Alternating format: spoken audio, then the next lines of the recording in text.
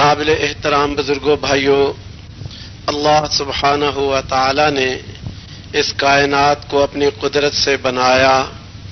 اس ساری کائنات میں انسان کو اشرف المخلوق بنایا۔ اس کائنات میں ساری کائنات کا دولہ اس انسان کو بنایا۔ انسان کو احسن تقویم بنایا، اس سے احسن عمل کا مطالبہ فرمایا۔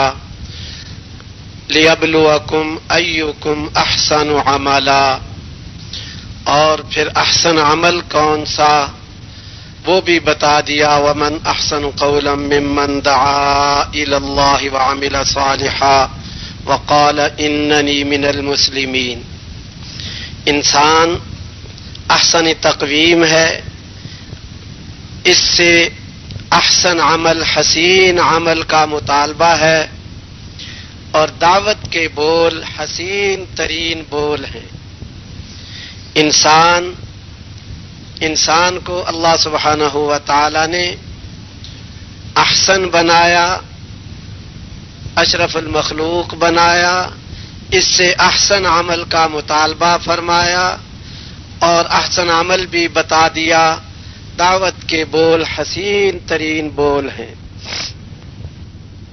ان دعوت کے کلمات کے لیے، دعوت اللہ کے لیے اللہ سبحانہ و تعالی نے انبیاء علیہم السلام مبعوث فرمائے۔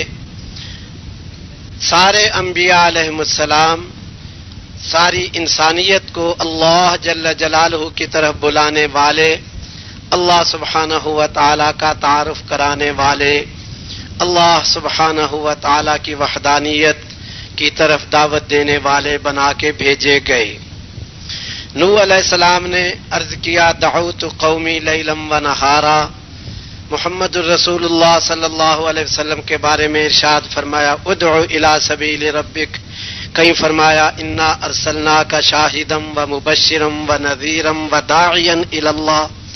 تو سیدنا نوح علیہ السلام بھی دعوت دینے والے، آخری نبی تک سارے انبیاء علیہ السلام دین کی دعوت کو لے کے دنیا میں آئے۔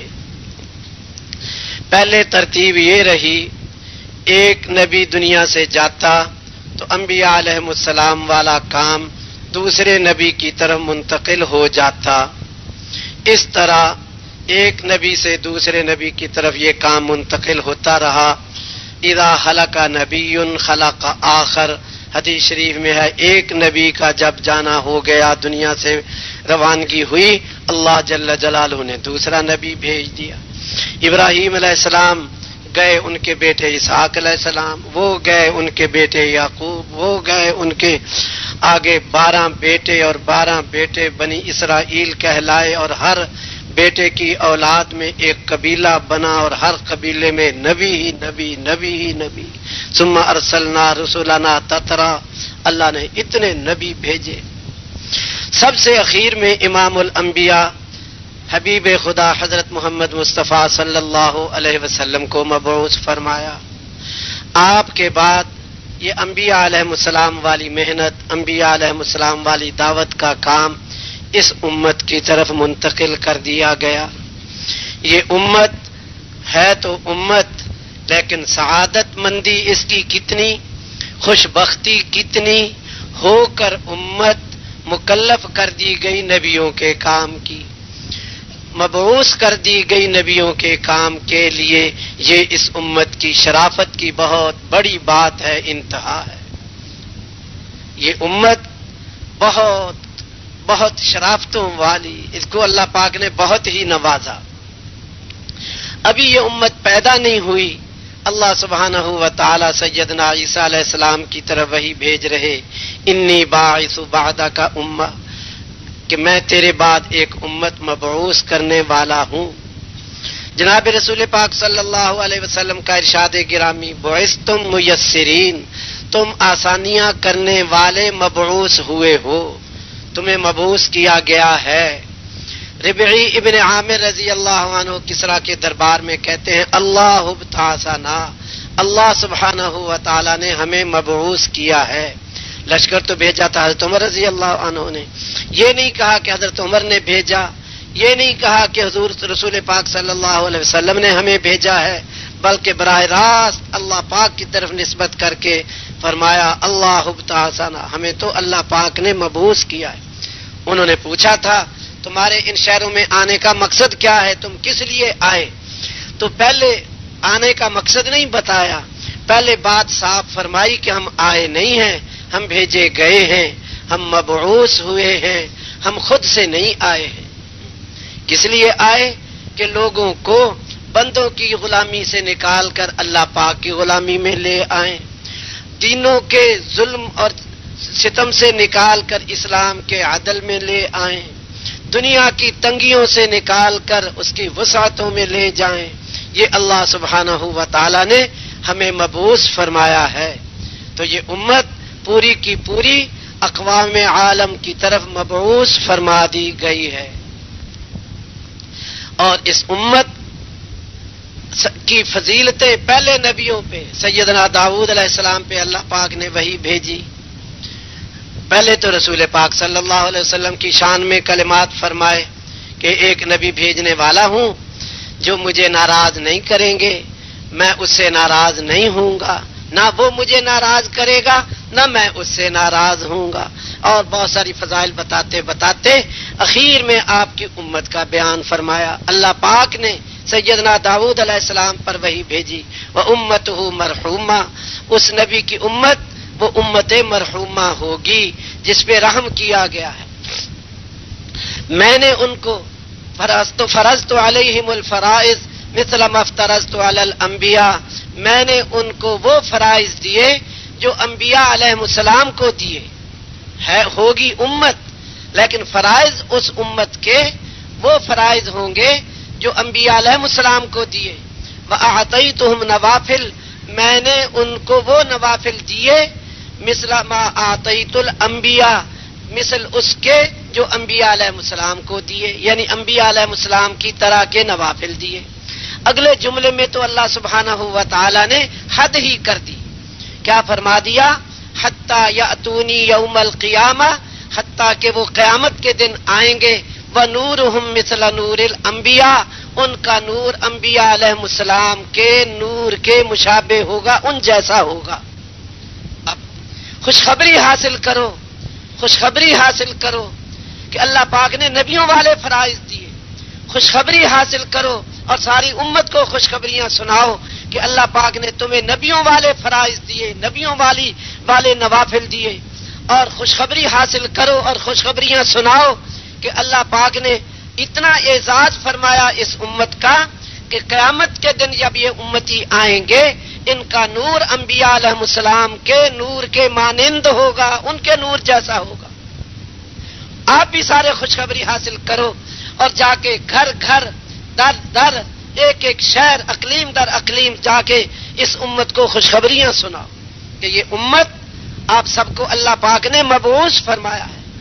دیکھو جو مبعوث ہوتا ہے باعث کی قوت مبعوث کے ساتھ ہوا کرتی ہے، اور باعث کی ہر وقت نظریں مبعوث پہ لگی رہتی ہیں۔ آپ کسی کو بھیجو، مبعوث کہتے ہیں جس کو بھیجا گیا ہو، آپ کسی کو کسی کام سے بھیجو تو آپ کی نظر لگی رہے گی، دیکھو وہ کیا جواب لاتا ہے۔ اسی لیے ادب یہ ہے کہ جب کوئی ہمیں کسی کام کے لیے بھیجے تو جو بھی ترتیب ہو واپس جا کر بھیجنے والے کو حالات سنانے چاہیے، کیونکہ بھیجنے والے کی نظر لگی ہوئی ہوتی ہے آپ نے وہ کام کر دیا یا نہیں کر دیا۔ ایک آدمی نے لفافہ دیا ڈاک میں کہ یہ ڈاک میں ڈال دو، جا کے اس بزرگ کو، اس آدمی کو بتانا چاہیے کہ ہاں میں نے ڈال دیا، تاکہ اس کو تسلی ہو جائے، کیونکہ اس کو انتظار لگا رہے گا۔ کوئی پیغام دینا ہو، پیغام پہنچا کے واپس آ کے بتانا چاہیے کہ میں نے یہ پیغام پہنچا دیا، اور اگلے نے اس پیغام کو لیا یا نہ لیا، کیا جواب دیا، کیا کہا۔ تو مبعوث کے اوپر نظریں لگی ہوئی ہوتی ہیں باعث کی، بھیجنے والے کی، اور بھیجنے والے کی قوت مبعوث کے ساتھ ہوتی ہے، باعث کی قوت مبعوث کے ساتھ ہوتی ہے۔ باعث اکیلا نہیں ہوتا، باعث اکیلا نہیں ہوتا، اس کے ساتھ مبعوث اکیلا نہیں ہوتا، اس کے ساتھ باعث کی قوت ہوتی ہے۔ اللہ سبحانہ و تعالی نے سیدنا موسیٰ علیہ السلام اور ہارون علیہ السلام کو جب بھیجا تو ساتھ ہی کہا میں بھیج ہی نہیں رہا، میں بھی ساتھ ہی ہوں تمہارے، اننی معکما، سن بھی رہا دیکھ بھی رہا، سن بھی رہا دیکھ بھی رہا۔ تو اس لیے خوشخبری حاصل کرو اور خوشخبریاں سناؤ کہ تم سارے کے سارے رسول پاک صلی اللہ علیہ وسلم کی نیابت میں اقوام عالم کی طرف مبعوث ہو، بھیجے گئے ہو۔ رسول پاک صلی اللہ علیہ وسلم نے محرم میں خطبہ دیا 7 سن ہجری میں، اس میں رسول پاک صلی اللہ علیہ وسلم نے کہا کہ میں یہ پیغام ساری دنیا والوں کو پہنچا دینا چاہتا ہوں اور تمہاری عمریں، تمہاری زندگی اس کے لیے وقف ہونی چاہیے۔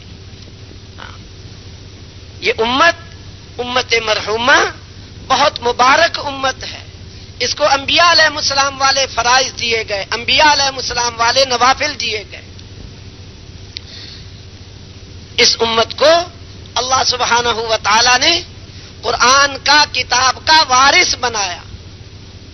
سورہ فاطر 4 رکوع، اس میں اللہ سبحانہ و تعالی نے ارشاد فرمایا والذی اوحینا الیک من الکتاب، وہ کتاب جو ہم نے بذریعہ وحی آپ پر بھیجی، اوحینا الیک، اللہ جل جلالہ اپنے حبیب حضرت محمد صلی اللہ علیہ وسلم کو فرما رہے کہ یہ کتاب جو ہم نے آپ پر بذریعہ وحی بھیجی، ذالک هو الحق، یہ حق ہے، یہ کتاب حق ہے، مصدقا لما بین یدیہ، پہلی کتابوں کی تصدیق کرتی ہے، ان اللہ بعبادہ لخبیر بصیر، اللہ سبحانہ و تعالی اپنے بندوں سے باخبر ہے اور اپنے بندوں کو دیکھنے والا ہے۔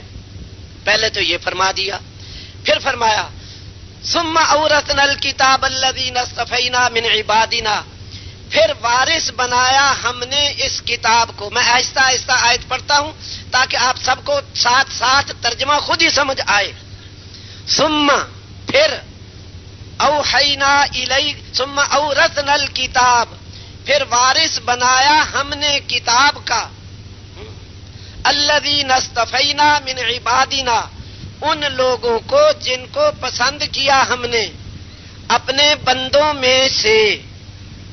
تو مفسرین لکھتے ہیں، ایک مفسر لکھتے ہیں جن کو پسند کیا اپنے بندوں میں سے، ان بندوں سے کون سے بندے مراد ہیں؟ پھر لکھا تمام اہل اسلام مراد ہیں، یعنی کوئی خاص طبقہ مراد نہیں اس سے۔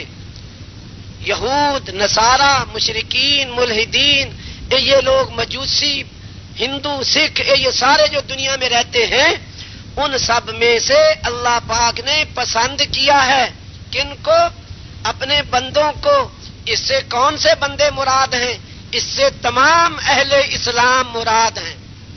آگے تو ان مفسر صاحب نے ارشاد فرمایا چاہے وہ اپنے بدعمالیوں کی وجہ سے، سوء عمل کی وجہ سے موجب ملامت ہی کیوں نہ ہو، موجب ملامت ہوں، یعنی امت میں کوئی اچھے بھی ہوتے ہیں جو براسا ہوتے ہیں، کوئی اچھے بھی ہوتے ہیں، ہلکے بھی ہوتے ہیں، تو چاہے وہ ہلکے درجے کے آدمی امتی ہوں، ان کو بھی اللہ نے وارث بنایا۔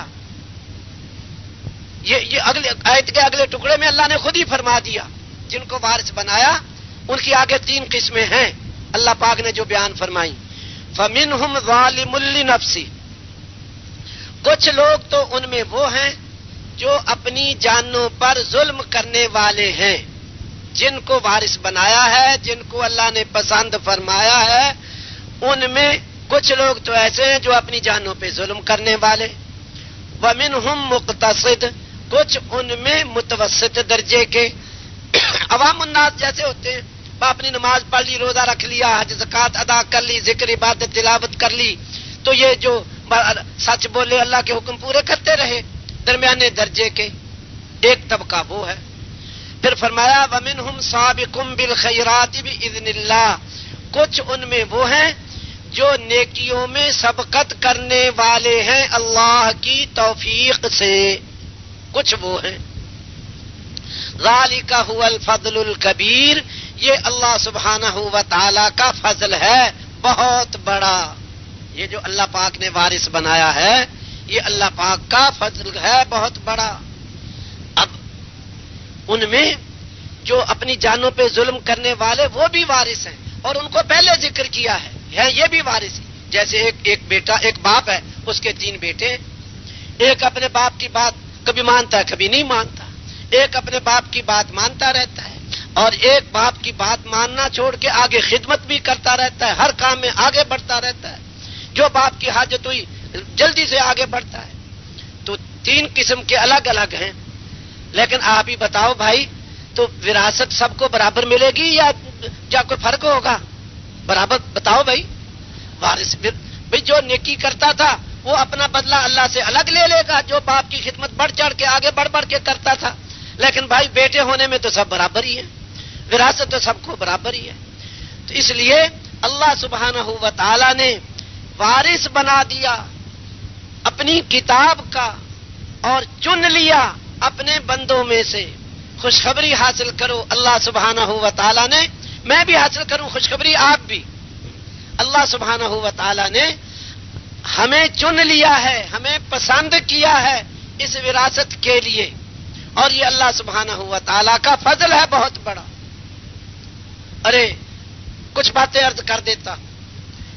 اس نیابت نبی پاک صلی اللہ علیہ وسلم کا نائب بن کر اس وراثت کو لے کے گھر گھر پھرنا, نبی کی نیابت میں ایک ایک امتی کے پاس جا کر اس کو اللہ پاک کے حکموں پر چلنے کے لیے تیار کرنا, اس پہ کیا ملے گا؟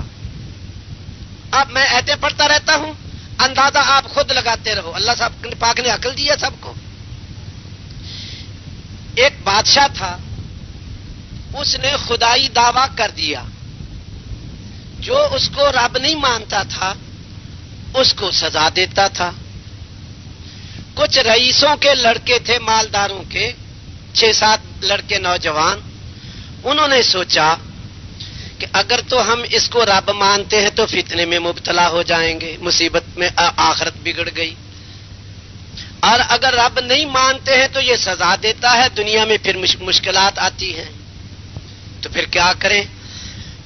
انہوں نے کہا اس بادشاہ کی جہاں تک پہنچ ہے اس سے باہر چلے جاؤ, کسی دوسری جگہ چلے جاؤ, اپنا ایمان بچا لو. ہدایت والے تھے, ایمان والے تھے, اپنا ایمان بچا کے نکل گئے. چلتے چلتے آگے جا کے ایک غار میں جا کے سو گئے. اللہ پاک نے 309 سال تک ان کو سلا دیا. اور ان نوجوانوں کا یہ عمل, ایمان بچا کے نکل جانا, اللہ سبحانہ و تعالی کو اتنا پسند آیا. آخری نبی پر آخری کتاب جو اتاری اس میں آدھے پارے کی سورت سورہ کہف کے نام کی اتار دی, جس میں ان کی مدح فرمائی, ان کی تعریف فرمائی, ان کے اس عمل کو سراہا. اللہ پاک ان نوجوانوں سے اتنا خوش ہوا. اور رسول پاک صلی اللہ علیہ وسلم نے ہر جمعہ سورہ کہف پڑھنے کی ترغیب فرما دی کہ ان کا قصہ پڑھا کرو اور ان کو یاد کیا کرو, اپنے ایمان کو تازہ کیا کرو. اب سوچنے والی بات یہ ہے کہ وہ اپنا ایمان بچانے کے لیے نکلے تھے, ساری دنیا کا ایمان بچانے کے لیے نہیں نکلے تھے. اگر ساری دنیا کا ایمان بچانے کے لیے نکلتے تو پھر غار میں کیوں جاتے؟ پھر تو اسی شہر میں ایک ایک گھر جاتے, محلے محلے میں جاتے اور ان لوگوں کو سمجھاتے, دیکھو یہ بادشاہ جو اپنے کو رب کہلاتا ہے یہ رب نہیں ہے, تم اپنا ایمان بچانا, آخرت برباد نہ کرنا, اللہ پر ایمان لانا اور اس بادشاہ پر ایمان نہ لانا. اگر تکلیف آئے تو صبر کرنا, اس کا بدلہ آخرت میں ملے گا. ایک ایک کو جماتے, ایک ایک کو ایمان پہ پکا کرتے تو پھر غار میں نہ جاتے. اگر ساری دنیا کا ایمان بچانے نکلتے تو غار میں نہ جاتے, گلی گلی گشت کرتے. اب جو غار میں گئے اپنا ایمان بچانے کے لیے, اللہ پاک کو ان پہ اتنا پیار آیا تو جو رسول پاک صلی اللہ علیہ وسلم کا نائب بن کر رسول پاک صلی اللہ علیہ وسلم کی نیابت میں ایک ایک کے گھر جا کے اللہ پاک کے احکام بتائے، رسول پاک صلی اللہ علیہ وسلم کے مبارک اور پاکیزہ طریقے بتائے، اللہ پاک کے حکموں پہ چلنے کے لیے تیار کرے، جناب رسول پاک صلی اللہ علیہ وسلم کے طریقوں پر چلنے کے لیے تیار کرے، وہ اللہ پاک کو کتنا محبوب ہوگا اس کا اندازہ آپ خود ہی کر لو۔ یہ ایک بات ہوئی۔ اگلی بات، میں ایسے پڑھتا رہتا ہوں اور آپ اندازہ خود کرتے رہو اور فیصلہ کرتے جاؤ۔ ہم نے فیصلہ کرنا ہے کہ ہمیں کہاں پہنچنا ہے، ہماری منزل کیا ہے۔ ایک آدمی تھا، اس نے اپنا خزانہ زمین میں دفن کر کے اوپر دیوار بنا دی۔ کچھ دنوں کے بعد اس آدمی کی موت آ گئی، 2 بچے چھوڑے۔ کچھ دنوں کے بعد وہ دیوار گرنے کے قریب ہو گئی۔ اللہ سبحانہ و تعالی نے وہ دیوار بنانے کے لیے 2 نبی بھیجے، سیدنا موسیٰ علیہ السلام اور خضر علیہ السلام۔ ان دونوں کو ہیں نبی اور اللہ پاک بنوا رہا ان سے دیوار کہ جاؤ دیوار بناؤ۔ کیوں بناؤ؟ آگے خضر علیہ السلام نے خود ہی بتا دیا کہ یہ 2 یتیم بچوں کی دیوار تھی، کان تحتہ کنز لہما، ان کے نیچے ان بچوں کا خزانہ تھا، وکان ابوہما صالحا، ان کا باپ نیک تھا۔ اور آگے یہ بھی بتا دیا وما فعلتہ عن امری، یہ میں نے اپنی مرضی سے نہیں کیا، یہ اللہ پاک نے ہمیں بھیجا ہے۔ اب سوچنے والی بات یہ ہے کہ وہ آدمی نیک تھا، صالح تھا، اس صالح نیک بندے کے بچوں کے خزانے کی حفاظت اللہ سبحانہ و تعالی نے 2 نبیوں سے کروائی۔ تو جو ساری دنیا میں نیکی پھیلانے کے لیے رسول پاک صلی اللہ علیہ وسلم کا نائب بن کر آپ کی نیابت میں گھر گھر جا کر شہر شہر جا کر، جیسے میرے آقا شہر شہر پھرے، جگہ جگہ پھرے، تو ان سب کو جا کے نیکی کے لیے تیار کرے، بلکہ وہ محنت جس محنت سے ساری دنیا میں نیکی پھیلتی ہے، اس محنت کا، نبیوں والی محنت کا محنتی بنائے، اس آدمی کا اللہ کے ہاں کیا مقام ہوگا، یہ آپ خود اندازہ لگا لو بھائی، یہ آپ خود اندازہ لگا لو۔ کیا اللہ سبحانہ ہوا تعالیٰ اس آدمی کے بچوں کو بھوکا مار دے گا؟ میں کہتا ہوں اگر بھوک بھیج بھی دے، وہ یہ بھی اس کی مرضی ہے۔ جو نبیوں والا کام کرے گا اللہ پاک اس کو نبیوں کی شان سے پالے گا۔ جو نبی کا نائب بن کر محنت کرے گا اس کو نبیوں کے شان کے مطابق اللہ پالے گا۔ نبیوں کا شان کیا ہے؟ نبیوں کو اللہ کیسے پالتا تھا؟ کبھی کھانے کو دیتا تھا، کبھی نہیں دیتا تھا، کبھی بھوک بھیج دیتا تھا، کبھی کھانا دے دیتا تھا۔ لیکن یہ بھوک اللہ کے ہاں کتنی پسند ہوگی؟ جب بھوک بھیجے گا، جو اللہ، ہم نبیوں والا مقصد کو اپنا مقصد بنائیں گے، اللہ پاک وہی معاملہ ہمارے ساتھ دنیا میں اگر کرے گا، کبھی دے گا کبھی بھوکا رکھے گا، تو اللہ کے ہاں سے امید ہے پھر اللہ پاک قیامت میں بھی نبیوں کے معیت میں اللہ پاک جگہ دے دے گا۔ جو دنیا کے میں ایسا معاملہ کرے گا، بھوک بھیجے گا، یہ بھوک کتنی قیمتی ہوگی؟ میں آپ سے پوچھتا ہوں، آپ سوچ کے جواب دینا۔ ایک آدمی روزہ رکھتا ہے اور شام کے وقت اس کو بھوک ستاتی ہے، پھر منہ سے بدبو نکلتی ہے۔ روزے دار کے منہ کی بدبو اللہ پاک کو کتنی پسند ہے، یہ بول کے بتاؤ آپ؟ مشک سے بھی زیادہ پسند ہے۔ تو اب سوچنے والی بات یہ ہے، جو خود سے روزہ رکھے اور اس کے منہ کی بدبو اللہ پاک کو مشک سے بھی زیادہ پسند ہو، اور روزہ ایمان کی 77 شاخوں میں سے ایک شاخ ہے، جو ایمان کی 77 شاخیں زندہ کرنے کے لیے، جس میں خود روزہ بھی ہے، ایمان کلمہ، نماز، روزہ، زکوٰۃ، حج، تلاوت، ذکر، خدمت، وہ سارے 77 شاخیں سب کو زندہ کرنے کے لیے ساری دنیا میں کبھی مشرق جا رہا، کبھی مغرب جا رہا، شمال اور جنوب جا رہا، تو جو اس کے اللہ کے راستے میں پھرنے کی وجہ سے اس کو بھوک آئے گی یا اس کے بچوں کو بھوک آئے گی، وہ بھوک اللہ پاک کے ہاں کتنی پسندیدہ ہوگی۔ جب ایک شاخ کے لیے بھوک آئے وہ اللہ کو مشک سے زیادہ پسند آئے، تو وہ محنت، جس محنت سے 77 شاخیں زندہ ہوں، جس محنت سے نبیوں کے مقصد والے آدمی تیار ہوں، جس محنت سے نبیوں کے نائب بن کے نیابت والے مقصد پہ امت کھڑی ہو جائے، اس پہ بھوک آئے گی، وہ اللہ کے ہاں کتنی پسندیدہ ہوگی۔ اس بھوک پر تو اس کے لیے بھی اور پتہ نہیں کتنوں کے لیے فیصلے ہوں گے۔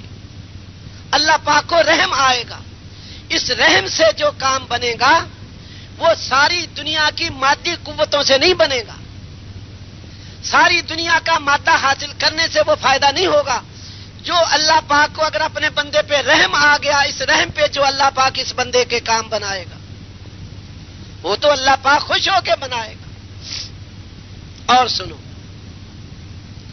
جو آدمی توبہ کرتا ہے، جو آدمی توبہ کرتا ہے، اللہ پاک کو اتنا محبوب ہے جیسے کوئی آدمی جنگل ریگستان میں سفر کر رہا تھا، اونٹنی پر کھانا اور پانی تھا، اللہ کا کرنا اونٹنی گم ہو گئی۔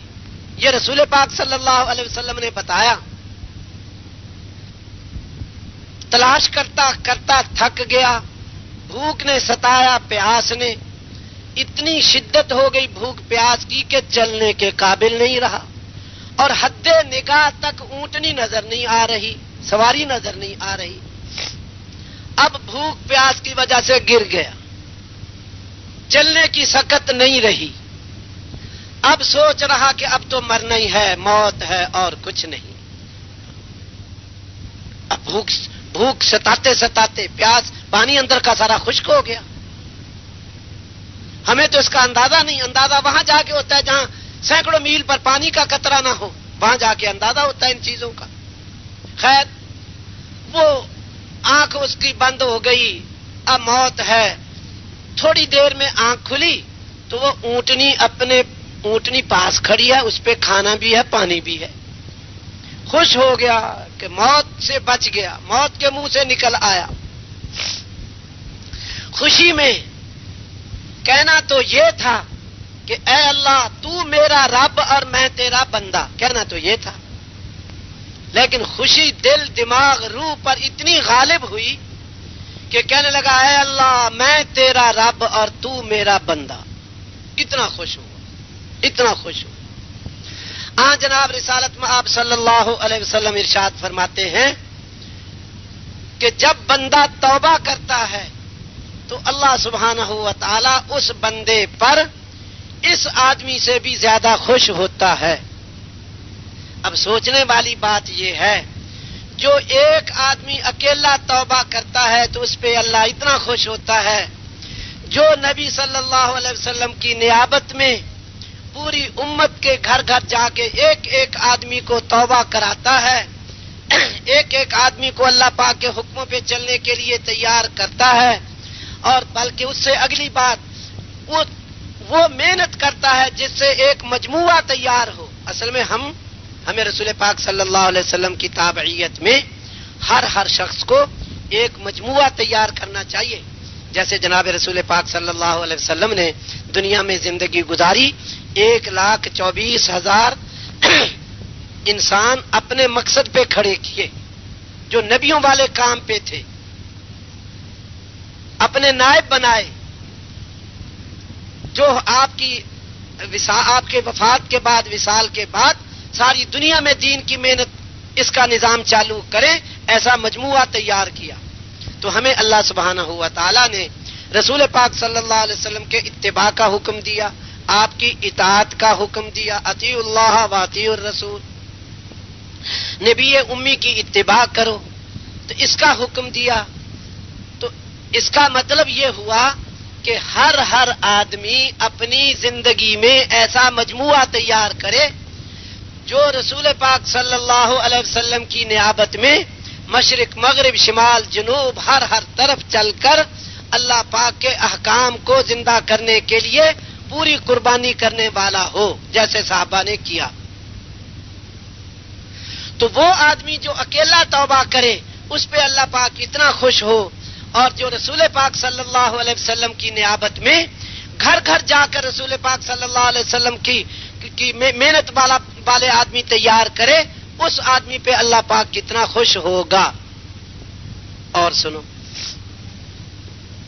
اللہ سبحانہ و تعالی نے سورہ یاسین شریف میں ایک واقعہ بتایا، جو ہوا بتایا۔ وَاضْرِبْ لَهُم مَّثَلًا أَصْحَابَ الْقَرْيَةِ اِذْ جَاءَهَا الْمُرْسَلُونَ، ان بستی والوں کو، ان لوگوں کو اس بستی والوں کا قصہ سناؤ جب ان کے پاس مرسلین آئے۔ ہم نے 2 بھیجے۔ اب پوری آیتیں بھی پڑھتا جاؤں، ترجمہ کروں، بہت وقت لگے گا، میں خلاصہ بتا دیتا ہوں۔ اللہ پاک کہتے ہیں ہم نے 2 بھیجے، انہوں نے جھٹلا دیا۔ فعززنا بثالث، ہم نے 3 بھیجے، انہوں نے ان کو بھی جھٹلا دیا۔ تو بستی کے کنارے پر ایک آدمی تھا جس کا نام مفسرین حبیب نجار لکھتے ہیں۔ نجار کہتے ہیں بڑھئی کو، لکڑی کا کام کرنے والا، ترخان، 4 پائیاں بنا دی لکڑی کے کام کرنے والا۔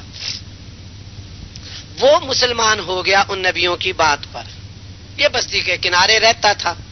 انبیاء علیہ السلام پھر آگے بستی میں آئے، آ کے دعوت دی، قوم نے جھٹلا دیا۔ اس حبیب نجار کو پتا چلا کہ میری قوم نے ان کو نہیں مانا، تو وہ دوڑتا ہوا آیا۔ وجاء من اقصى المدينة رجل يسعى قال يا قوم اتبعوا المرسلين اتبعوا من لا يسألكم اجرا وهم مهتدون۔ بستی کے کنارے سے آدمی دوڑتا ہوا آیا، کہنے لگا اے میری قوم، ان بھیجے ہوئوں کا اتباع کر لو جو تم سے مانگتے کچھ نہیں، ہدایت پر ہیں اور نہ کوئی مزدوری مانگتے ہیں اور خود بھی ہدایت پہ ہیں۔ آگے اپنا بھی اعلان کر دیا کہ میں کیوں ان کا اتباع نہ کروں، وما لی لا اعبد الذی فطرنی والیہ ترجعون، میں ان کا اتباع کیوں نہ کروں، جس نے مجھے پیدا کیا اسی کے پاس جاؤ گے، اس کو چھوڑ کے اوروں کو الہ بناؤں تو پھر تو میں بڑا گمراہ ہو جاؤں گا۔ خیر، لمبا بیان کیا۔ قوم نے اس آدمی کو، حبیب نجار کو قتل کر دیا، شہید کر دیا۔ تو آگے قرآن پاک کیا کہتا ہے؟ قیل ادخل الجنہ، کہا گیا کہ جنت میں داخل ہو جا۔ قال یا لیت قومی یعلمون، کہنے لگا ہے کاش میری قوم جان لے، بما غفر علی ربی وجعلنی من المکرمین، اللہ نے مجھے بخش دیا، میرا بڑا اعزاز و اکرام کیا۔ اب سوچنے والی بات یہ ہے، یہ نبی نہیں ہے، نبیوں کا نائب بن کر ساری دنیا میں دین پھیلانا یہ اس کے سامنے نہیں، اپنی قوم کو کہہ رہا، اسی قوم کی طرح نبی بھیجے گئے تھے، نبیوں کی تائید میں اس نے کلمات کہے۔ اللہ سبحانہ و تعالی کو اس کے کہے ہوئے کلمات اتنے پسند آئے کہ آخری نبی پر آخری کتاب، اس کا دل سورہ یاسین، اس میں اس حبیب نجار کے کلمات کا ذکر کر دیا تاکہ قیامت تک لوگ پڑھتے رہیں۔ اور رسول پاک صلی اللہ علیہ وسلم نے ہر روز سورہ یاسین شریف صبح کو پڑھنے کی ترغیب دے دی کہ روز پڑھا کرو اور یاد کیا کرو کیسے اس اللہ کے بندے نے انبیاء کی تائید کی تھی اور کیسے پھر اللہ پاک نے ان کا اعزاز کیا، ان کو مکرم و محترم بنایا، ان کو جنت میں، اس کو حبیب نجار کو کیسے جنت میں داخل کر دیا۔ اور سنو، فرعون نے کہا کہ مجھے چھوڑو، میں موسیٰ علیہ السلام کو قتل کرتا ہوں۔ قال فرعون ذرونی اقتل موسیٰ ولیدع ربہ انی اخاف ان یبدل دینکم او ان یظہر فی الارض الفساد۔ میرا خیال ہے کہ یہ دین بدل دے گا، تمہارا فساد مچائے گا، اس لیے چھوڑو کہ میں موسیٰ علیہ السلام کو قتل کرتا ہوں. یہ فرعون نے کہے کلمات.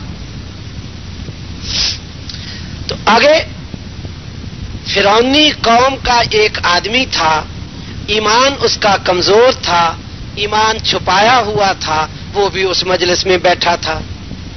ایمان تو آخری ایمان ہی ہے. اب ایمان چمک پڑا، روشن ہو گیا، کہنے لگا، بول پڑا، اپنی ایمان چھپ سکا. تو قرآن پاک نے تو اس کے بیان اس نے کیا کہا، تقریباً 2 رکوعوں کے اندر اس کا بیان کیا، ایک ورقہ خرچ کر دیا. میں اس میں بیچ بیچ میں کچھ آیتیں پڑھ دیتا ہوں، اب سارے آیتیں بھی پڑھوں اور ترجمہ بھی کروں، بہت وقت لگے گا. وقال رجل مؤمن من آل فرعون یکتم ایمانہ، ایک مرد جو آل فرعون کا آدمی تھا، ایمان چھپایا تھا، کہنے لگا، اتقتلون رجلا ان یقول ربی اللہ، کیا تم اس آدمی کو قتل کرتے ہو جو کہتا ہے میرا رب اللہ ہے؟ وقد جاءکم بالبینات، اور تمہارے پاس نشانیاں اور معجزے بھی لایا ہے، اس کو قتل کرتے ہو اس جرم پہ وہ کہتا ہے میرا رب اللہ ہے. آگے چل کے کہتا ہے، یا قوم لکم الملک اليوم ظاہرین فی الارض، اے قوم آج تمہارے پاس ملک اور غلبہ ہے. فمن ینصرنا من بأس اللہ ان جاءنا، اگر اللہ کا عذاب آ گیا تو پھر کون بچائے گا؟ آگے چل کے کہتا ہے، یا قوم انی اخاف علیکم مثل یوم الاحزاب، اے میری قوم جیسے احزاب والوں پہ عذاب آیا تھا مجھے ڈر ہے کہ تمہارے اوپر بھی ایسا عذاب نہ آ جائے. آگے چل کے کہتا ہے، یا قوم انی اخاف علیکم یوم التناد، اے قوم میں ڈرتا ہوں جس دن چیخ پکار ہوگی، اس دن کیا بنے گا؟ آگے چل کے کہتا ہے، یا قوم اتبعونی اہدکم سبیل الرشاد، اے میری قوم میری بات مان لو، میں تمہیں ہدایت کی بات کہتا ہوں. آگے چل کے کہتا ہے، یا قوم مالی ادعوکم الی النجات وتدعوننی الی النار، اے میری قوم میں تمہیں نجات کی طرف بلاتا ہوں، تم آگ کی طرف بلاتے ہو. آگے چل کے کہتا ہے، یا قوم انما هذه الحیات الدنیا متاع وان الآخرۃ ہی دار القرار، اے میری قوم یہ دنیا کی زندگی تھوڑے دنوں کی ہے، تھوڑی منفعت، تھوڑا نفع، اور آخرت ہے دار القرار. اللہ اکبر. اب سن لو، اللہ سبحانہ و تعالی اس مرد مومن کا جس نے ایمان چھپایا تھا، فرعونی قوم کا آدمی تھا، نبی نہیں، نبیوں کی اولاد یعنی بنی اسرائیل کا آدمی نہیں، بس صرف نبی کی تائید میں کلمات کہتا ہے. اللہ پاک کو وہ پسند آئے کلمات کہ آخری نبی پر آخری کتاب اتاری، اس میں سورہ مومن آدھے پارے کی صورت اس قبطی قوم کے آدمی، فرعونی قوم کے آدمی کے نام کی صورت اتاری، اس میں ایک ورق خرچ کر دیا، اس کا بیان اللہ پاک سنا رہا.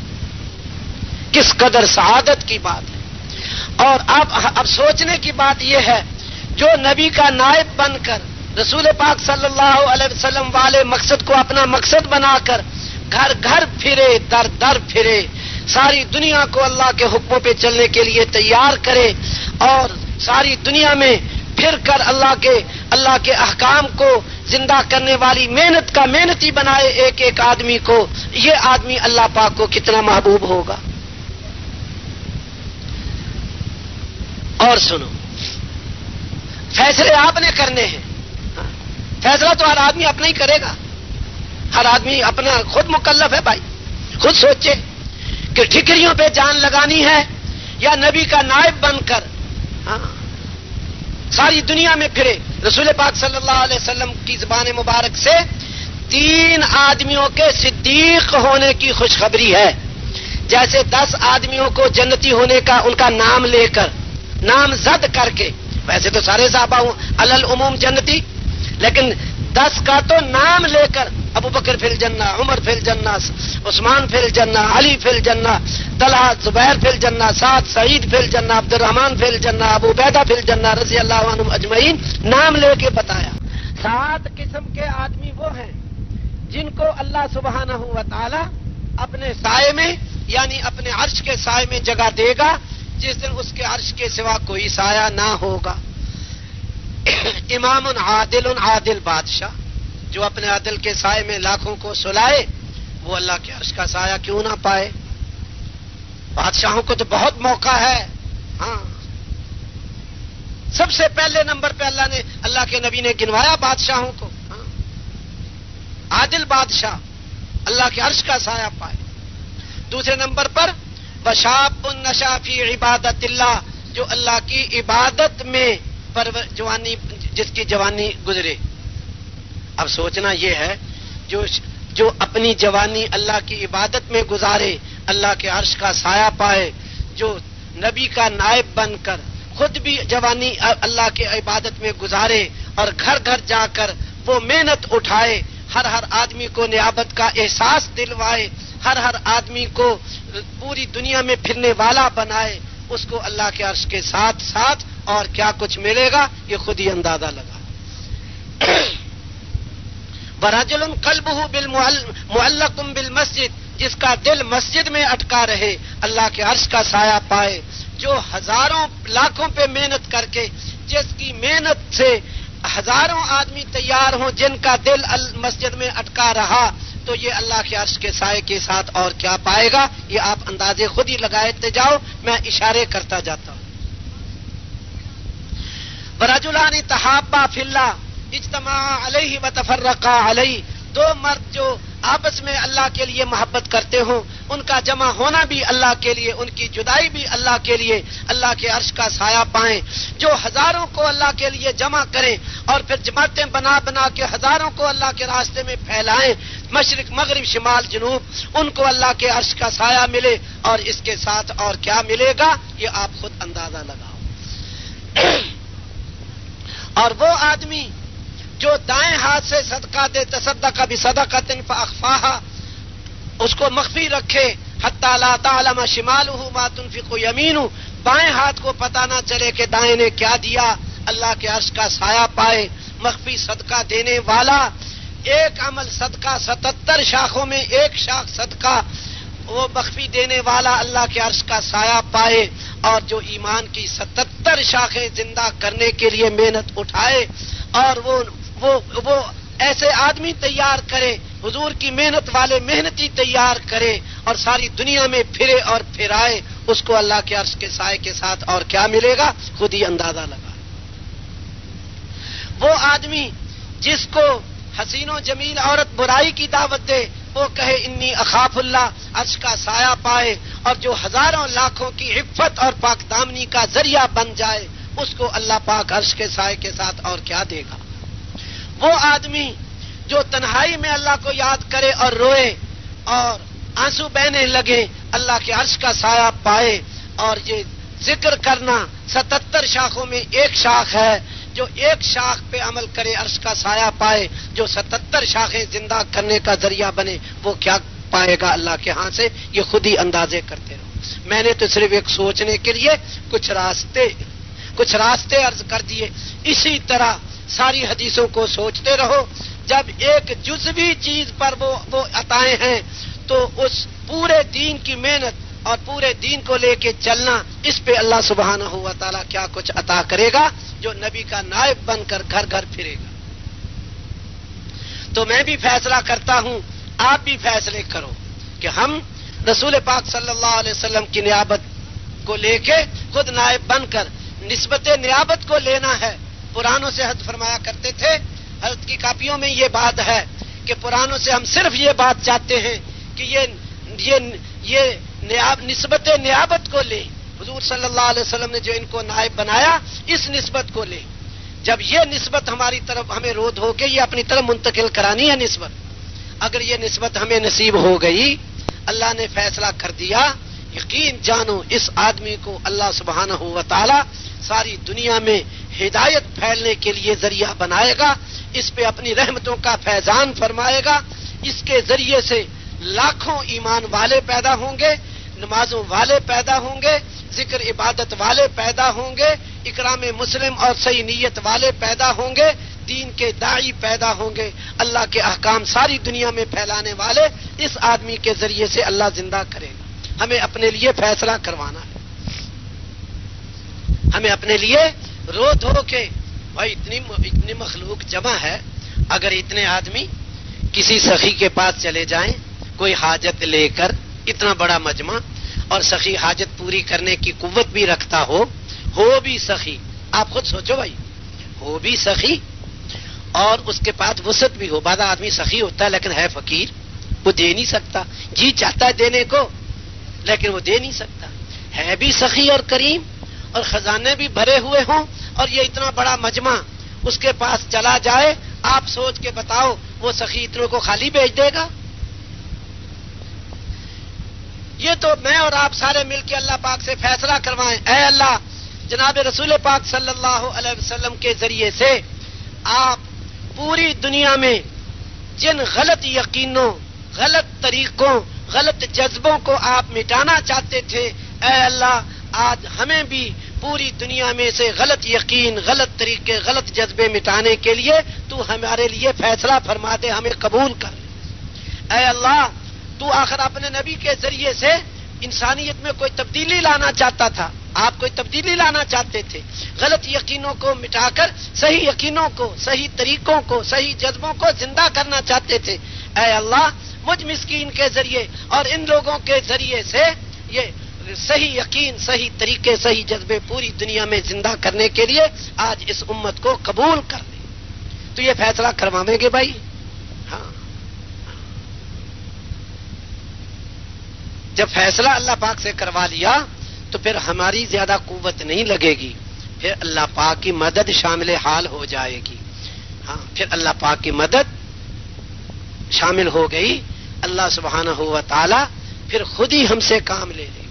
آج ساری دنیا میں جی چاہی پہ چلنا یہ رواج آیا ہوا ہے، جی چاہی کا کھایا، جی چاہی کا پیا، جی چاہی کا کیا، رب چاہی کا خیال نہ کیا.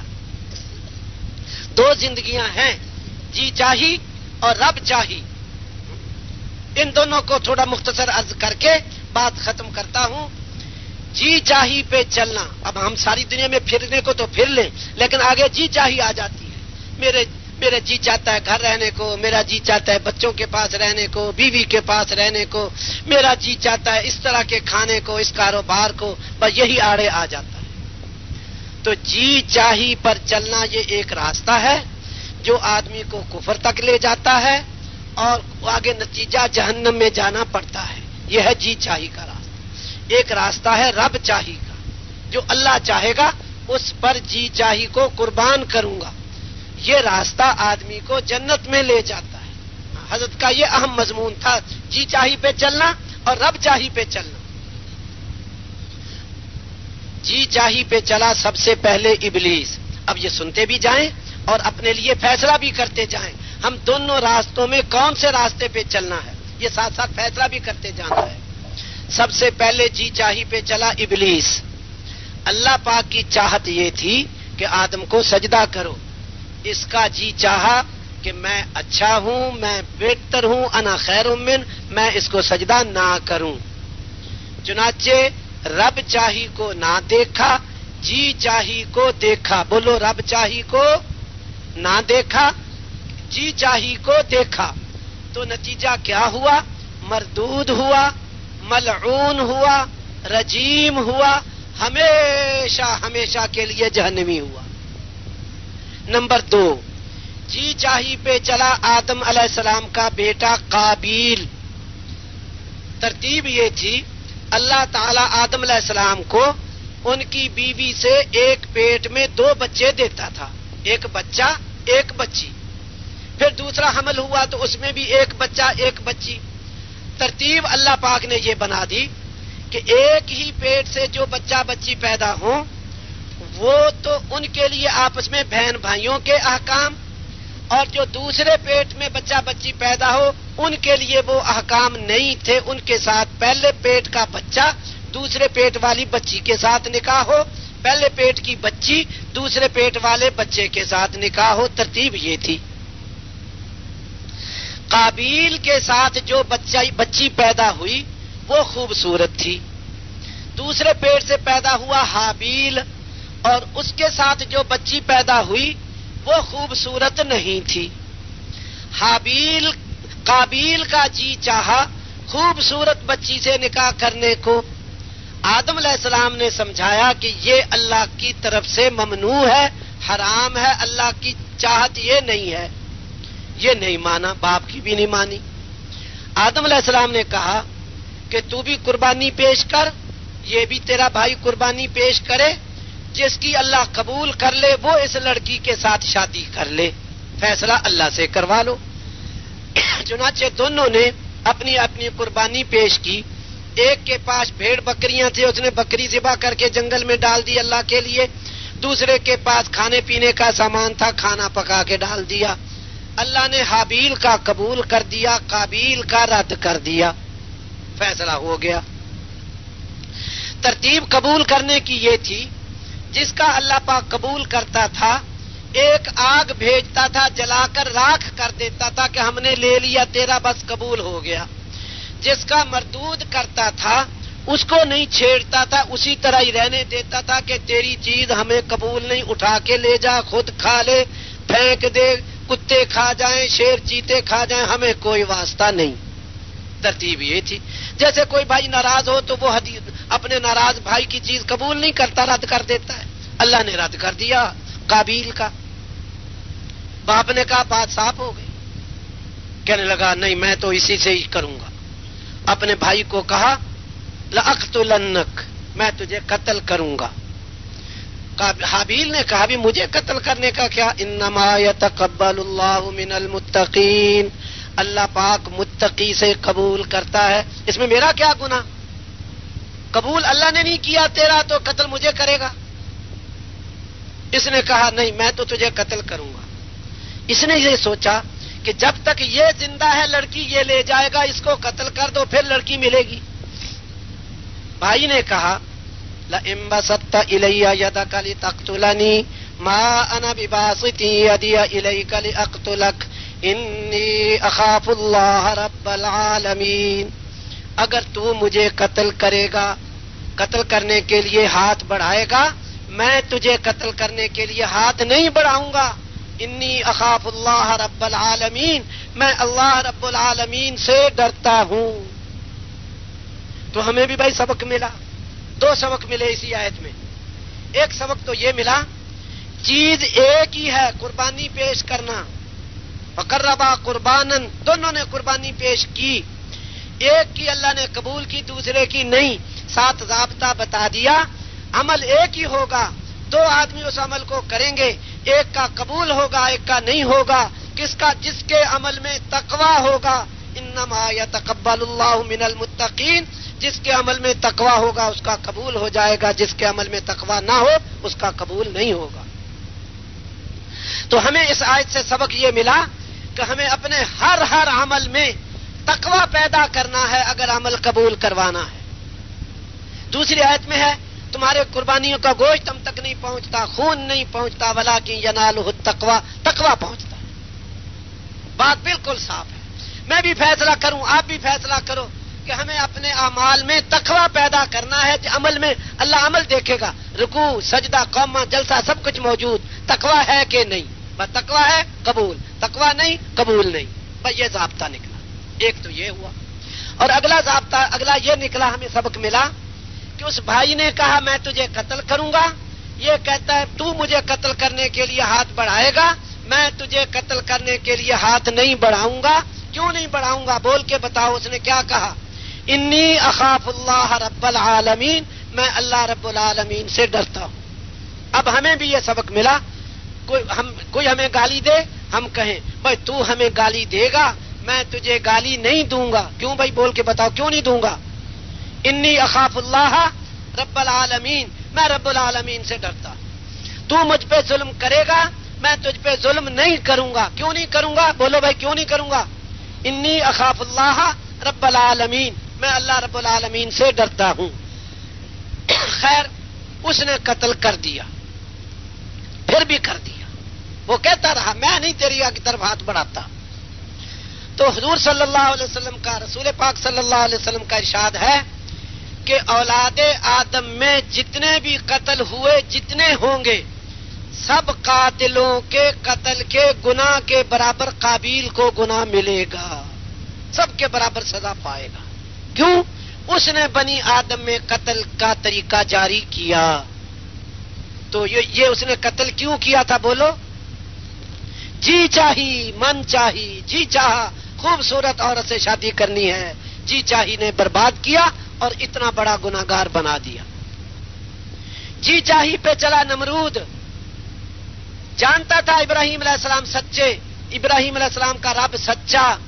ابراہیم علیہ السلام نے کہا میرا رب مشرق سے سورج نکالتا ہے تو مغرب سے نکال. آگ میں ڈالا، آگ نے نہیں جلایا، بات صاف ہو چکی تھی، لیکن جی چاہی نے ہمیشہ کے لیے جہنم میں بھیج دیا. جی چاہی پہ چلی حضرت لوط علیہ السلام کی قوم. اللہ کے نبی نے کہا یہ عورتیں ہیں، پاک ہیں تمہارے لیے، اور انہوں نے کہا نہیں، انک لتعلم ما نرید، جو ہماری جی چاہی ہے تو خوب جانتا ہے، ہم تو یہ نہیں کرتے، ہم تو وہ کریں گے. اللہ نے فرشتہ بھیج کر زمین نیچے سے اکھاڑ کے جیسے ریت کی ڈھیری سے بیلچا بھر کے اوپر لے جا کر الٹا دیتے ہیں. اللہ نے زمین کو ایسے الٹ دیا ان پر اور پتھروں کی بارش برسائی. 4 ہو گئے. 5واں جی چاہی پہ چلا فرعون. 6واں جی چاہی پہ چلا حامان. 7واں جی چاہی پہ چلا قارون. تینوں جانتے تھے کہ موسیٰ علیہ السلام سچے، ان کا رب سچا، کیونکہ وَلَقَدْ آتَيْنَا مُوسَىٰ 9 آیات بینات. اللہ نے بڑے بڑے 9 معجزے دکھائے. ہاتھ کے اندر سے روشنی کا نکلنا، اور لاٹھی کا سانپ بننا، طوفان کا عذاب، قحط کا عذاب، ٹڈیوں کا عذاب، خون کا عذاب، مینڈکوں کا عذاب اور بڑے بڑے عذاب. جب ایک باری باری بھیجے، ایک عذاب آتا تھا، تنگ ہو جاتے، موسیٰ علیہ السلام کو کہتے عذاب ٹلوا دے، اپنے رب کو کہو عذاب ڈال دے، ہم مان جائیں گے. موسیٰ علیہ السلام دعا مانگتے، عذاب ٹلتا، پھر کفر پہ آتے. جی چاہی پہ چلنے کی وجہ سے یہ غرقاب ہوئے، برباد ہوئے، اور قارون تو زمین میں دھنسا دیا گیا. جی چاہی نے یوں برباد کیے. جی چاہی 7ویں جی چاہی پہ چلے یہود. یعرفونہ کما یعرفون ابناءہم، حضور کو ایسے پہچانتے تھے جیسے اپنے بچوں کو پہچانتے ہیں. اور اللہ پاک کا جب حکم آتا تو یحرفون الکلمہ عن مواضعہ، اور اب جو آیت ہوتی اس کو مٹا کے اس کی جگہ اپنی مرضی کی لکھ لیتے، خود نہیں بدلتے تھے، خود جی چاہی نہ چھوڑتے تھے، اللہ کے حکموں کو بدلاتے تھے، تو مغضوب علیہم بن گئے جن پر اللہ کا غضب ہوا. 9ویں جی چاہی پہ چلنے والے نصارہ جانتے تھے حضرت محمد صلی اللہ علیہ وسلم سچے، اور کیونکہ حضرت عیسیٰ علیہ السلام خوشخبریاں سنا گئے انجیل میں، من بعد اسمہ احمد، کے بعد نبی آئیں گے، اور لیکن جی چاہی نے برباد کیا، ضالین بنے، گمراہ ہوئے. جی چاہی پہ چلے قریش مکہ. ابو جہل جانتا تھا، ابو لہب جانتا تھا حضور سچے، تفصیل میں جانے کا وقت نہیں، لیکن جی چاہی نے برباد کیا. تلک عشرۃ کاملہ، یہ جی چاہی کی وجہ سے جہنم میں گئے. تو ہمیں جی چاہی کے پیچھے نہیں چلنا. رب چاہی بتا کے بات ختم کرتا ہوں. رب چاہی پہ چلنا اور اس کا انجام. رب چاہی پہ چلنے والے سیدنا ابراہیم علیہ السلام. اللہ پاک نے حکم دیا اپنی بیوی بچے کو وہاں چھوڑاؤ، جہاں نہ کھانا نہ پانی نہ کوئی زراعت. ابراہیم علیہ السلام، ہاجرہ، اسماعیل علیہ السلام اور ساتھ حضرت جبریل علیہ السلام، وہ راستہ بتانے کو. تقریباً 1500 کلومیٹر، مہینہ سوا مہینہ سفر ایک آنے کا، مہینہ سوا مہینہ سفر واپسی کا، اتنا لمبا سفر ملک شام سے چلایا، اور جہاں بیت اللہ ہے وہاں پہنچایا، اور راستے میں کھانا نہیں، پانی نہیں، کچھ نہیں. جب بیت اللہ کی جگہ بٹھا کر چل پڑے، اب خود بھی دیکھ رہے، اللہ نے جبریل نے کہا کہ یہاں چھوڑ دو، ایسی جگہ جہاں زندگی کی کوئی چیز نہیں اور موت کے بہت سارے سامان، پانی ختم ہو مر جائے، کھانا ختم ہو مر جائے، بھیڑیا آئے کھا جائے، شیر چیتا آئے برباد کرے، اور جن بھوت آئے چمٹ جائے، کوئی انسان درندہ صفت آئے عزت خراب کرے، کوئی دشمن چور ڈاکو، اکیلی عورت کیا کر سکتی ہے مرد کے آگے؟ یہ سارے اتنے خطرات. رات آئے گی، کالے پہاڑ چاروں طرف، اور رات چھائی ہوئی کالی رات، ایک اکیلی عورت کیسے رہے گی؟ جی نہیں چاہ رہا کہ ایسی وفادار عورت، پاک دامن عورت، مطیع فرما بردار عورت، اس کو یوں اکیلا ایسے چھوڑ دیا جائے. جی تو چاہتا نہیں، لیکن رب چاہتا ہے کہ ایسے چھوڑو. اب آپ بتاؤ، جی چاہی پوری کر دی یا رب چاہی پوری کر دی؟ بول کے بتاؤ. رب چاہی پوری کر دی، چھوڑ دیا، چل پڑے. حاجرہ علیہ السلام نے پوچھا ہمیں کیوں چھوڑ کے جا رہے؟ بولے ہی نہیں. پھر پوچھا ہمیں کس لیے چھوڑ کے جا رہے؟ پھر نہیں بولے. تیسری مرتبہ خود ہی حضرت حاجرہ نے کہا اللہ امرک، کیا اللہ نے حکم دیا؟ بتا دیا ہاں، تمہاری کسی قصور کی وجہ سے نہیں، مطلب یہ ہے کہ تمہاری کسی قصور کی وجہ سے نہیں چھوڑ رہا، اللہ کے امر کی وجہ سے چھوڑ رہا. اب عورت اس کا جی نہیں چاہتا یہاں ٹھہرنے کو، سارے منزلیں دیکھ رہی، کھانا نہیں، پانی نہیں، کچھ نہیں. لیکن جب اللہ کا امر آیا پھر عورت کہنے لگی کہ اچھا پھر اللہ ہمیں ضائع نہیں کرے گا، اللہ حافظ. بس پھر راضی ہو کے وہیں بیٹھ گئی. جی چاہی کو نہ دیکھا، رب چاہی کو دیکھا. حضرت ابراہیم علیہ السلام چلے گئے. کئی سال تک واپس آنے کی اجازت نہیں ہوئی. کئی سالوں کے بعد پھر اللہ نے کہا جاؤ دیکھ آؤ اپنی بیوی بچہ. پیچھے اللہ نے زمزم دے دیا، ایک قبیلہ پانی پہ آباد ہو گیا. اب مہینے کا سفر کر کے آ رہے، لیکن ایک حکم ساتھ دے دیا کہ اونٹ سے نیچے نہیں اترنا، کھڑے کھڑے اونٹ سے نیچے نہیں اترنا. یہ حکم دے دیا. پہنچ گئے مہینے کا سفر کر کے. اونٹ کھڑا ہے، بیوی سے پوچھتے ہیں تمہارا کیا حال ہے؟ بیوی کہتی ہے نیچے اترو، تشریف لاؤ، بیٹھو، حال پوچھو، حال احوال. اونٹ آئے ہو، اونٹ کھڑا ہے، کہہ رہے ہیں کہ کیا حال ہے تمہارا؟ کہنے لگے کہ اونٹ سے نیچے اترنے کی اجازت نہیں. اپنے دل پہ ہاتھ رکھ کے سوچو، کئی سال ہو گئے بیوی چھوڑے ہوئے اور مہینے کا سفر کر کے آئے، اونٹ کھڑا ہے، کہتے ہیں نیچے اترنے کی اجازت نہیں. بیوی نے کہا اچھا، بہت اچھا، جیسے حکم ہے ویسے ہی کرو، نیچے نہ اترو، اونٹ کو بٹھا دو. آپ کے پاؤں پہ مٹی بہت لگی ہوئی ہے، میں آپ کے پاؤں دھو دیتی ہوں. اونٹ بٹھایا، پاؤں دھلوائے، اونٹ کو چابک مارا، اٹھایا اور واپس روانہ ہو گئے. رب چاہی پوری کر دی یا جی چاہی پوری کر دی؟ بول کے بتاؤ. رب چاہی پوری کر دی. اب ہمیں فیصلہ کرنا ہے کہ ہمیں کیا پورا کرنا ہے. پہلے جی چاہی کا انجام سن چکے، اب رب چاہی کا انجام اخیر میں عرض کروں گا انشاءاللہ. پھر کئی سال گزر گئے، ملنے کی اجازت نہیں ہوئی. بیٹا 13 سال کا ہو گیا. اب اللہ پاک نے ملنے کی اجازت دے دی. مہینے کا سفر کر کے پہنچے، نیچے اترنے کی اجازت بھی دے دی، لیکن ایک حکم اور دے دیا، نیچے تو اتر جاؤ، لیکن وہ حکم پہلے دونوں حکموں سے ہی زیادہ سخت. وہ کیا؟ بیٹے کے گلے پہ چھری پھیر دو. پہلے تو یہ تھا کہ بیٹے کو دیکھ لو، ٹھہرنا نہیں، وہاں سواری کے نیچے نہیں اترنا. اب تو حکم ہی دے دیا کہ ذبح کر دو. اور مانگ کے لیا بیٹا. بعضی تفسیروں سے پتہ چلتا ہے 84 سال کی عمر تھی جب بیٹا ملا، اب 13 سال کا ہو چکا ہے، یعنی حضرت ابراہیم علیہ السلام کی عمر 100 سال ہو چکی. آئندہ بیٹا ملنے کی توقع بھی نہیں، اور یہ مانگ مانگ کے لیا. اسماعیل کا معنی مانگا ہوا، اسماعیل کا معنی مانگا ہوا، مانگ کے لیا. حکم دے دیا ذبح کرو. تو اب آپ بتاؤ کہ رب چاہی پوری کر دی یا جی چاہی؟ رب چاہی. بیٹے نے بھی رب چاہی. بیٹے سے پوچھا کہ بیٹا یوں اللہ کا حکم ہے، میں نے خواب دیکھا ہے، تجھے ذبح کرتا ہوں، بتا تیری کیا مرضی ہے؟ بیٹے نے کہا جو حکم ہوا ہے وہ پورا کر دیجئے، مجھے صبر کرنے والا پاؤ گے. تو علماء کہتے ہیں کہ جب اللہ نے حکم دیا ذبح کر دو، تو پھر بیٹے سے کیوں پوچھا کہ ذبح کروں یا نہ کروں، تیری کیا مرضی ہے؟ بیٹے سے کیوں پوچھا؟ حکم تو ہے ذبح کرو. اس کا جواب یہ دیتے ہیں اس لیے نہیں پوچھا کہ بیٹا کہے گا ذبح کر دو تو ذبح کر دوں گا، بیٹا کہے گا ذبح نہ کرو تو نہیں کروں گا، یہ مطلب نہیں تھا. پھر کیوں پوچھا؟ مطلب یہ تھا کہ اگر بیٹا کہے گا ذبح کر دو، میں ذبح ہونے کو تیار ہوں، تو ذبح کرنے کا طریقہ اور ہوگا.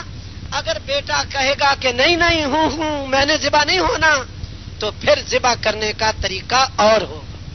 مرغی ذبح کرنے کا طریقہ اور ہے، اور گائے ذبح کرنے کا طریقہ بولو اور ہے. گائے کو کیسے ذبح کرتے ہیں؟ باندھ کر. اگر بیٹا کہے گا میں نے ذبح نہیں ہونا، تو ذبح تو کرنا ہی کرنا ہے، لیکن پھر باندھ کیا کریں گے؟ چنانچہ رب چاہی پوری کر دی، جی چاہی چھوڑ دی. ذبح کر دیا. اللہ نے دمبا ذبح کرا دیا، وہ اللہ کی مرضی. اور پھر واپس چلے گئے. پھر کئی سال بیٹا جوان ہو گیا, شادی کے قابل ہو گیا, شادی میں آنے کی اجازت نہیں دی.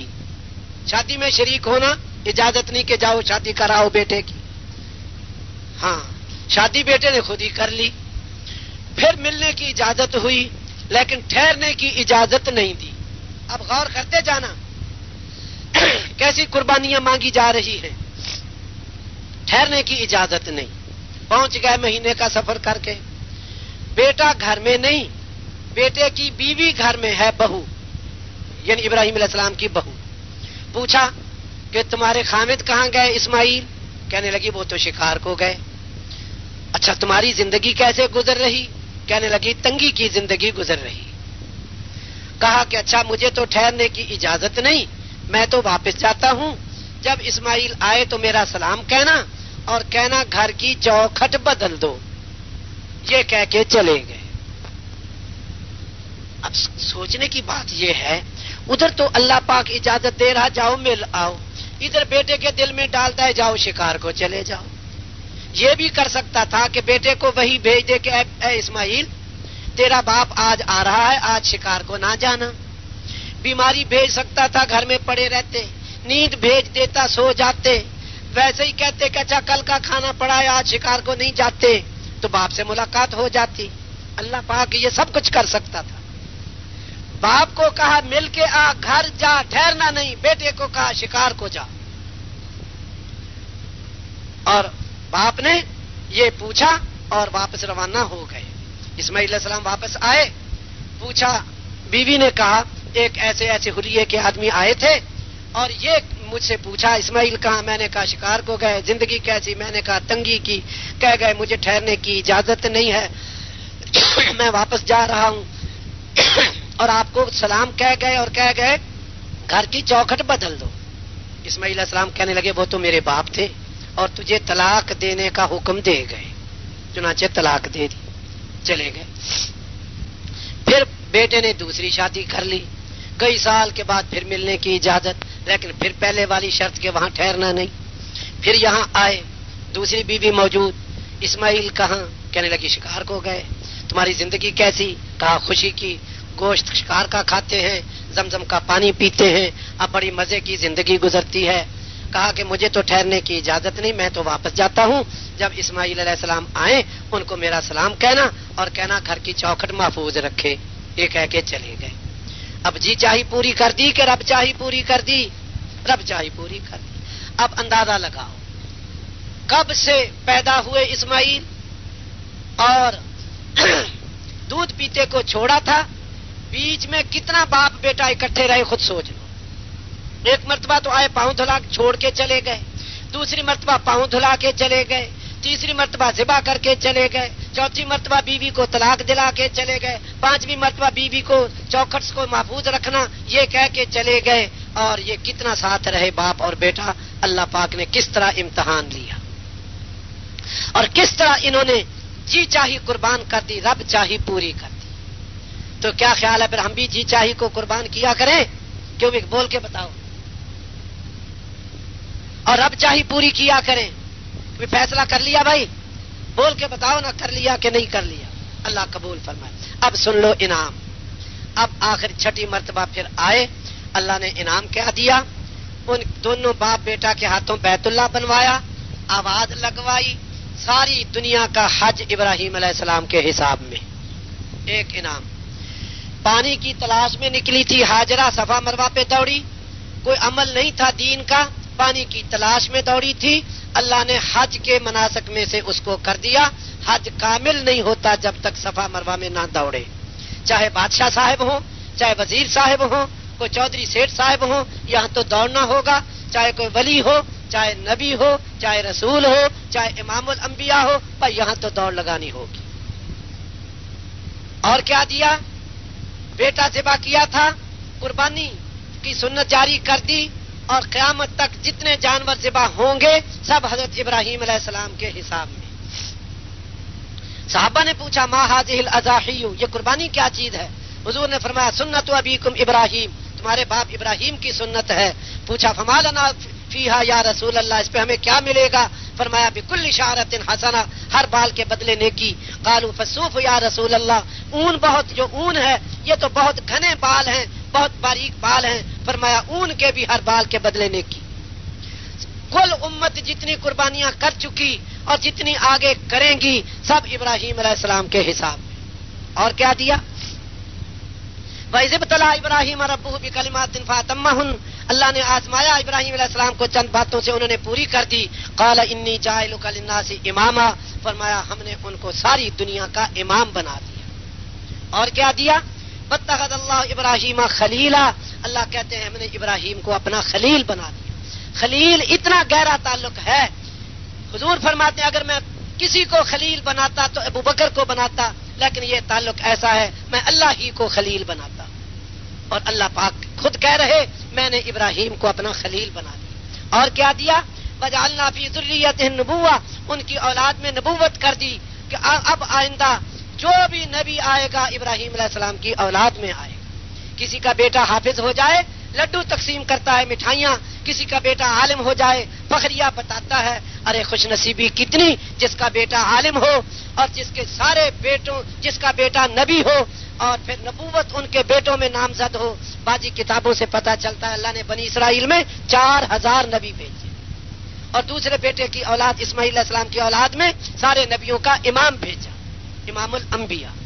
اور پھر انہوں نے ایک امت مانگی، اور یہ امت بھی ساری ابراہیم علیہ السلام کے حساب میں قربانی دینے والی امت۔ اللہ پاک قربانی تو لیتا ہے لیکن جو جی چاہی قربان کر دے، جب پھر انعام دینے کا وقت آتا ہے اللہ پاک دہانے کھول دیتے ہیں۔ فرعون کی بیوی ملکہ شاہانہ شاہی محل میں رہتی ہے، شاہی کھانے کھاتی ہے، شاہی لباس پہنتی ہے۔ جب موسیٰ علیہ السلام کا دین سمجھ میں آ گیا کہ دین حق ہے، جی چاہی قربان کر دی، اور جانتی ہے کہ فرعون کیسے عذاب دے گا۔ فرعون ذل اوتاد، دیوار کے ساتھ کھڑا کر کے کیلیں گاڑ دیتا تھا، زمین پہ لٹا کے کیلیں گاڑ دیتا تھا، پہلو نہیں بدل سکتے، نہ کھانے کو ملے گا نہ پینے کو، یہیں پیشاب یہیں پاخانہ، یا ہمیں رب مانو یا یہیں تڑپ تڑپ کے مر جاؤ، یوں عذاب دیتا تھا۔ ایک دوسرا عذاب دیتا تھا، ایک بازو کاٹتا تھا، دوسری طرف کی ٹانگ کاٹتا تھا۔ ایک تیسرا عذاب دیتا تھا، سولی لٹکاتا تھا۔ یہ جانتی ہے کہ ان عذابوں میں سے کوئی عذاب ملے گا، لیکن جی چاہی قربان کر دی، رب چاہی پوری کر دی، عذاب برداشت کیے، اسی میں اللہ کی بندی سولی دے دی گئی، شہید ہو گئی۔ اب جی چاہی قربان کرنا، رب چاہی پورا کرنا، نتیجہ بھی سن لو اور فیصلہ بھی کرو اپنے لیے، میں بھی اور آپ بھی۔ یوں آتا ہے کتابوں میں کہ یہ فرعون کی بیوی قیامت کے دن آخرت میں امام الانبیاء حبیب خدا حضرت محمد مصطفیٰ صلی اللہ علیہ وسلم کی بیوی بنائی جائے گی، نبیوں والی جنت میں رہے گی، امام الانبیاء کے ساتھ رہے گی، ہمیشہ ہمیشہ رہے گی، حضرت خدیجہ کی سوکن بن کے رہے گی۔ کہاں فرعون اور کہاں امام الانبیاء، کہاں سے اللہ نے اٹھائی اور کتنی اونچی پہنچائی۔ جی چاہی قربان کر دی، فرعون کی باندھی معاشطہ نے، یہ آسیہ کو کنگھی دیا کرتی تھی، کنگا کیا کرتی تھی، مسلمان ہو گئی، اسی طرح جان دے دی تکلیفوں میں۔ امام الانبیاء معراج والی رات مکہ مکرمہ سے گئے ملک شام، جب ملک مصر کے برابر سے گزرے تو کہا اے جبریل مصر کی طرف سے جنت کی خوشبو آ رہی۔ جبریل کہنے لگے یہ فرعون کی باندی کی قبر سے آ رہی۔ بس کیا لمبی بات کریں، جو جی چاہی قربان کرے گا رب چاہی پوری کرے گا۔ حضور صلی اللہ علیہ وسلم کا نائب بن کر ساری دنیا میں رب چاہی کو چالو کرے گا، وہ کتنا انجام پائے گا۔ جو خود جی چاہی قربان کر کے رب چاہی پوری کرے وہ اتنا اجر پائے، اور جو ساری دنیا میں رب چاہی کو رواج دینے کے لیے مارا مارا پھرے، نبی کا نائب بن کر، کتاب کا وارث بن کر اور اپنے کو مبعوث سمجھ کر، وہ کتنا اجر پائے گا، یہ خود فیصلے کر، وہ خود فیصلے کر۔ رسول پاک صلی اللہ علیہ وسلم نبوت کے اعلان سے پہلے غاروں میں جا کے اللہ کا قرب ڈھونڈتے تھے۔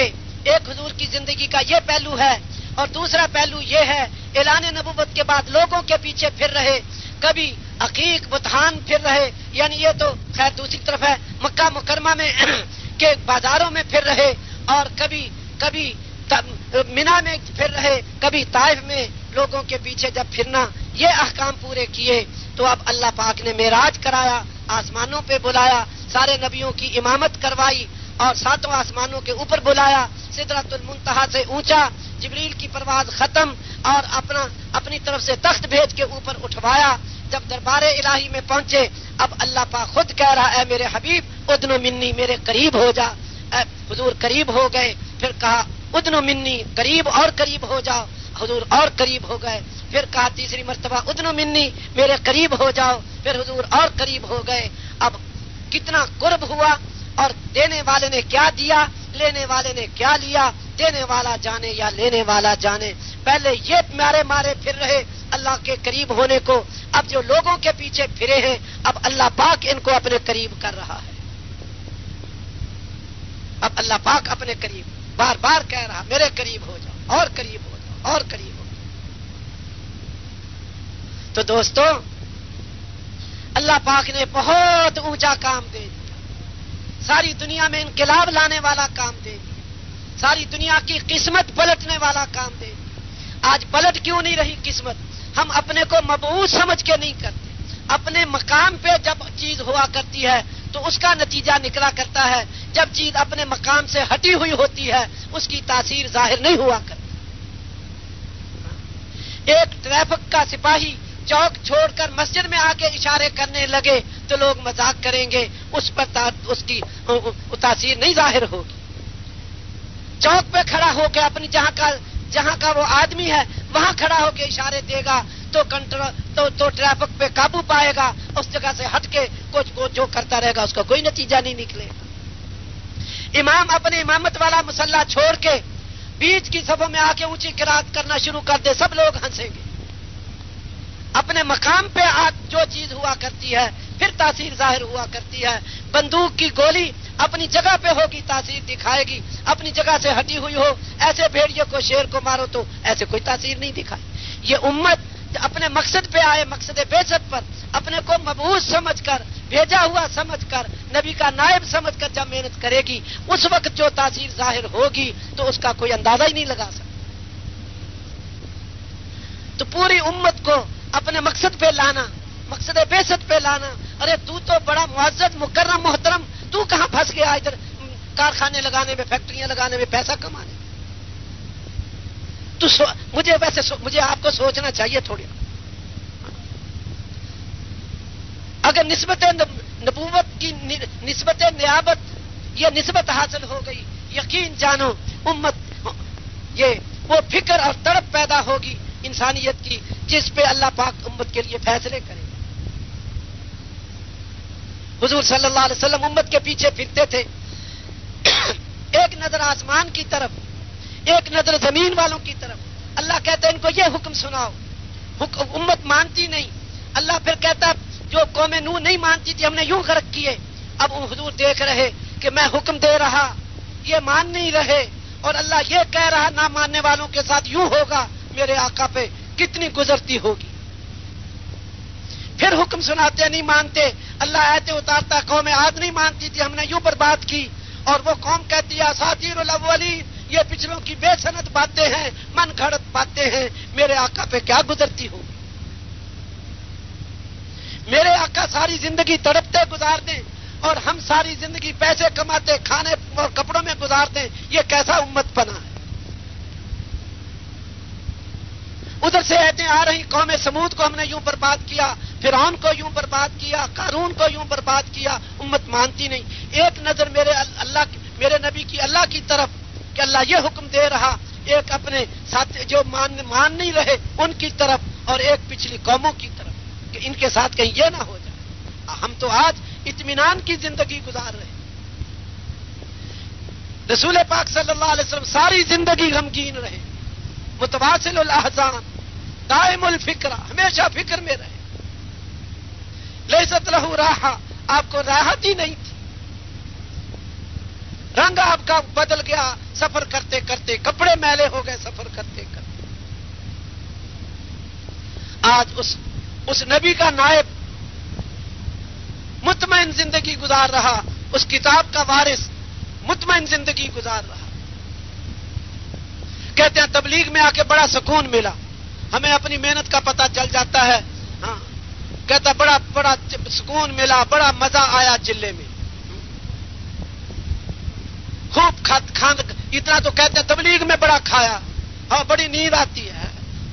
اگر تبلیغ کا کوئی اثر ہو جاتا تو اس کی نیند اڑ جاتی، اس کا کھانا چھوٹ جاتا. یہ کہتا اچھا ہے تبلیغ میں چلا کیا دیا، میری تو نیند اکھڑ گئی، میرا تو سکون اجڑ گیا. انسان میں تو پہلے چین سے سوتا تھا، اب چین میرا ختم ہو گیا. پھر تو ہم سمجھتے اس نے چلا لگایا یا ہم نے کوئی چلا لگوایا. دوستو رسول پاک صلی اللہ علیہ وسلم کی زندگی پہ نظر ہو، میرے آقا کی زندگی کیسے گزری؟ یوں اطمینان سے سو کے گزری، اطمینان سے کھا کے گزری. مجھے اور آپ کو میرے دوستو اپنا مقصد بدلنا ہے. یہ بتاؤ کس کس نے اپنا مقصد بدل لیا؟ نہ 4 مہینے، نہ چلا، نہ 3 چلے، نہ یہ تو پرانوں کا مجمع ہے. اب تو زندگیوں کے فیصلے ہونے چاہیے. میں ہوں ہی رسول پاک صلی اللہ علیہ وسلم کے کام والا، میں ہوں ہی رسول پاک صلی اللہ علیہ وسلم کا امتی. کھانا کھا رہا ہوں، میں حضور کا امتی ہوں. ساری دنیا میں کیسے دین پھیلے گا؟